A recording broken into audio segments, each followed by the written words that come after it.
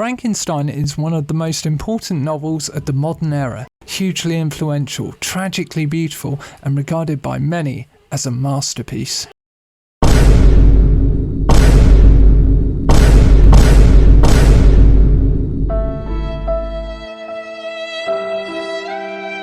It's been referenced so many times that it's pretty much universally known at this point, even though many people have never read the book. But if you're planning on reading the novel, it might not be quite what you're thinking, especially if you've seen the Frankenstein films, you're going in expecting a horror novel, or you're looking forward to a monster that looks and acts like this. So today we're going to have a look at a few Goodreads comments, and I'll explain what you should expect if you decide to read Frankenstein by Mary Shelley. I listened to the audiobook on Audible. First of all, it has to be the most boring book ever. Many people put this on their list of favourite books. Do they think it makes them sound smart? Not sure. I found it very rarely interesting. All the parts in the movies are the parts the book barely mentions. The movies took the basic idea and ran in their own direction. The book has the narrator travelling all around and mostly regretting everything he has ever done. Honestly, it's the worst story I have ever forced myself to listen to. Yeah, the first thing to say, just for clarity, is that Frankenstein is the man, not the monster. The second thing is that the book is quite different from the films. In fact, a lot of the iconic things you might be thinking of when you think of Frankenstein come from the films. Igor the assistant, the bolts in the neck version of the monster, being chased by villagers with pitchforks, the lightning. It's all from the films, so you won't get any of those in the book if you read it. This is the book that inspired countless monster movies, including parodies, series of offshoots, costumes, books, etc. Yes, it is. I think that's because whatever you think of the book, the idea of Frankenstein itself is genius.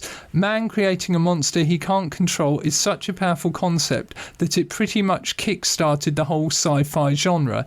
Films like The Matrix, The Terminator, I, Robot all follow this theme. Not that this would ever happen in real life. ChatGPT. I hated this book even more the second time around. How is this considered horror? There's like 2 cool creepy parts and that's it.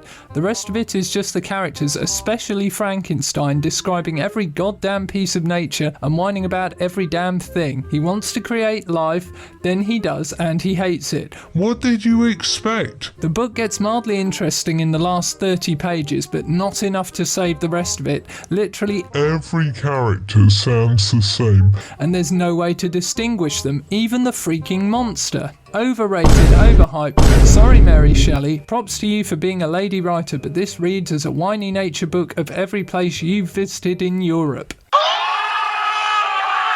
I'd say this book isn't really a horror novel, it's more of a proto-sci-fi tragedy written in the gothic romantic style that happens to contain a monster.